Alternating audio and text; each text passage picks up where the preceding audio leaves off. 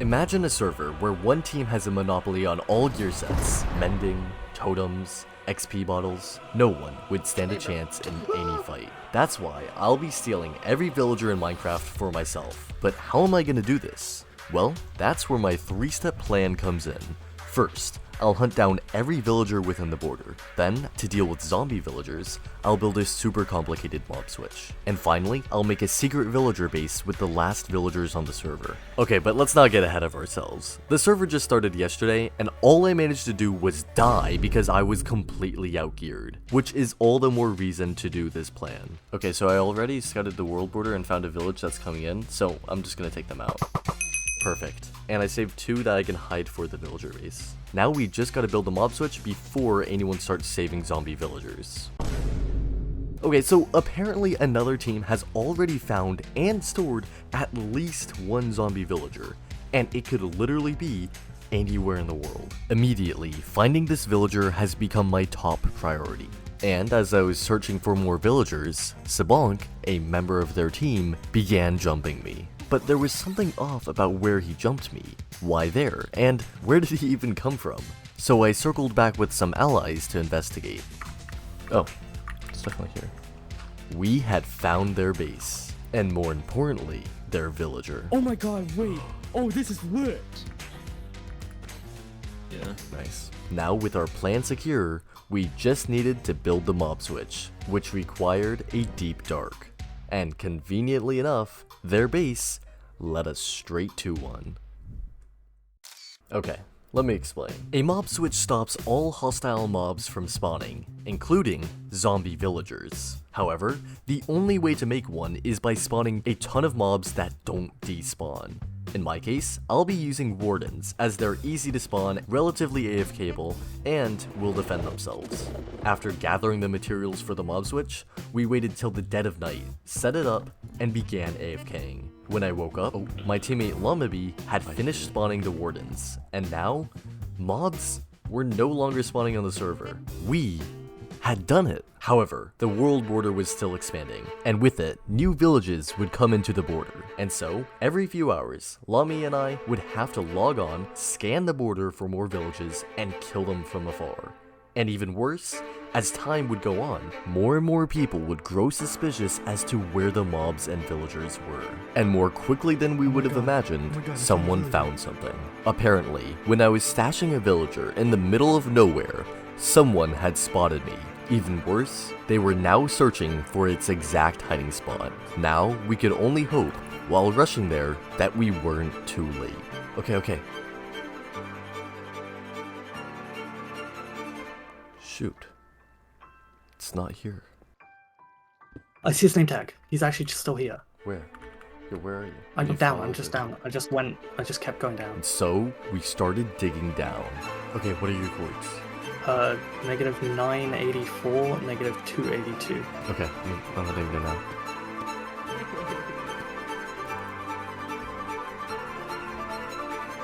Yeah. Oh. Genuinely. Hi. Hey, bro. After dealing with the loose villager, we headed back to surface. But when we got there... Shoot, there's mobs. Disaster struck. Mobs were now spawning, meaning the mob switch was destroyed, effectively stopping our entire plan. We needed a way to fix the mob switch before anyone realized what had happened. But since we had our eye on Otto the entire time, the only other people who could have done it was Sabonk and Smoothie. And if they knew how to find the mob switch once, what's stopping them from finding it and destroying it once again? So we got into a group with them to try to work out a deal with them. As you remember, you may have done something about a certain warden. And I'm just going to be honest with you, it's the worst option for both our teams. We decided that the only way to get out of this situation was to work with them. You did that so then you can have villagers, correct, right? Yes. We did that to prevent every team from having villagers. Right now, it's the best opportunity to prevent every team to have villagers. So here's the idea. If you let us rebuild the mob switch, then we could be the only 2 teams with villagers, and thus we get a huge advantage over every other person. Here's the thing, can you hold off on that little thought you had about rebuilding that mob switch? We can give you a villager. We have to rebuild it now before other teams hop on. So is that okay if we rebuild that? Like, It's literally... Do you mind doing it maybe tomorrow? Then that's when every team gets zombie villagers, hides them in a boat, hides them in the middle of nowhere, and then Okay, so cures you guys them. will have 2 villagers for us. Yes. And what is the How collateral? about you get if on that we right don't- The now. collateral What's is the- you destroy the mob switch. Okay.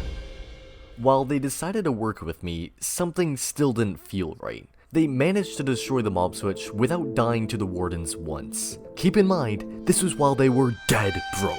This made me realize just how easy it would be to stop our monopoly. So what if instead of keeping the villagers for myself, I sell the villagers for abhorrent prices with my pitch about having a monopoly and how powerful that could make them? After all, the people who made the first million from the gold rush were the people selling the shovels. Plus, every team who buys our villagers are one less group wanting to destroy the mob switch. So, step 4, sell the villagers. Now, in the time we've created this monopoly, another team has been ruling over the server. The Big Four. Every day, they've hunted down players for more and more kills, getting them richer and richer in the process. As on this server, when you kill someone, you get an inventory slot, and when you die, you lose one. And right now, they have the majority of the slots on the server. Thus, they're the perfect candidate to buy our villagers. So, we met up. Okay, so we're all going down to like 1 slot today. It's all over. exactly. It's all over. Okay, so I'm gonna be honest, these guys were petrified of me, but after explaining my plan, they calmed down a bit, and I shared my proposal. Okay, so here's the deal. I am willing to sell you guys villagers. It'll essentially allow you to slaughter every other team on loop, and it'll also allow you to recoup whatever cost that I charge you for these villagers, which right now is looking to be 8 slots. 8 slots. 2 slots Wait, from wait, each wait. of you. How do we know that the villagers like exist? So- okay, 'cause- Oh, Okay, Okay, let me show send- you the let me screenshot send- he sent. Let me show you the screenshot he sent. hold on. Okay, so that shows nothing. No, honestly, in that case, I can do more of the screenshot. Why don't you screen share? Like, Oh, I'm I want to not. see living. No. He's not there right now, and he's not No, gonna no. go there. he That said. was hidden like day 1. I've not gone there, and I will not go there until there is like a sale to be made. While they were suspicious of me, after leveraging the idea of the monopoly, they eventually agreed to the deal, and we made the trade. 8 slots for 2 villagers. Okay, nice, thanks. After making our first sale and 8 entire slots, we were up and prepared to search for more buyers. But while doing so, bro, what? At first, we tried to deny it. After all, maybe it could just be a clever ploy designed to make us do something stupid. But soon enough, it was clear that they weren't lying, as they began bringing golden carrots and XP bottles into fights. They had villagers, and our monopoly was at risk. If we wanted even the slightest chance of retaining it, we'd have to find their base, and hope that they didn't hide extra villagers around the map. Luckily, the perfect opportunity arose when one of the members on their team made a crucial mistake. Okay, I'm starting recording instantly. You fly. While roaming the server with my new ally, Smoothie, GumW sent him a clip of her almost falling into his trap. And while that in itself wouldn't really be that big of a deal, just minutes later, she slept the moment it became night. Now you might say, Likas, that still doesn't tell you anything. However, ever since we realized she had villagers, we've been keeping a careful eye on Gum's movements. And we suspect that every time she's in her base, she sleeps the moment it becomes night. That means, by sending that clip to us and going to bed just minutes later, she's just narrowed down the location of her villager base from the entire server down to just an 1,000 block radius. Okay, so this is the furthest it could be. And now that we knew she was at her base, we could use a pretty nifty trick I learned from Weefies. Time traps. See, if I place items in this hopper and then go far enough away to unload the chunk, the only way for the hopper to be empty when I return is if someone loaded the chunk while I was gone. Thus, if I coincidentally built one in the render distance of GumW's base, it'd be empty by the time I returned. And so, we set up a few of these, some as simple as just dropped items on the floor, and with only Gum, Smoothie, and I online, if anything changed, it'd have to be because of gum. And after a bit of waiting, we checked back in on the time traps. Okay, here's the moment of truth. 420, 11. Right here, right here. It's right here. It's right here. Yo. Oh wait, this literally confirms it. No way. No way, it's the first time trap. Are we serious? Wait, hold on, let's check out others. Maybe it's a glitch with the server. If that's not a glitch, we know where her base is within 16 chunks each direction. Okay, Hey, wait, there's items still here. There's items still here. it still has a few stacks. Yeah, no, there's no way it loaded. After confirming the loading wasn't a glitch, we returned to the first time trap, as now we knew the rough location of Gum's base. You know what? I'm just mining now. And then I'm gonna mine at bedrock level while she's online. Now that we knew roughly where she was, we could employ another strategy. Most people will build their bases at bedrock level to avoid getting spotted from surface. Usually, this would suffice. But if we knew the general area of their base, we could go to bedrock level to scout for name tags and villager sounds. Okay, I don't see anything yet. I see her. She's right here. What? She's Where? right here. Did she see you? Right at the center. Right at the. Yes, she sees me. Yo, Chill. that literally confirms this is the base. She's definitely gonna try to hide the villagers. We have to find it today then. Where is she? Follow her. Do not. I cannot. I lost her already. That means I'm going back down actually. I would say it's within like the left center top. I dig down at bedrock level with me every 12 blocks, and we're just searching for villager sounds. Okay. I found it. You did? Where? Where? Sharing screen. Oh my gosh. Oh my god. Oh my gosh. Okay. Send me cord. Send me slash messages cord. Slash messages. Oh my gosh. Oh my gosh. Dude, it was in those two corners too. Oh my gosh. We're actually geniuses. We're actually geniuses. No. This is. I was expected to be here for a full mining session. Yo, full on gear sets. Yo, their ender chest is stacked. We had found their base, and after killing their villagers and ransacking their loot, they're all dead. Okay, now we have to hunt down Gum and kill her. Oh my gosh. Burn all the warts. Oh, get her. Crazy story here. My footage of this fight completely corrupted, but just take my word for it. We destroyed her. Yo, I'm dead. Okay, but to be honest, it's a pretty small price to pay to have a monopoly of villagers on the server.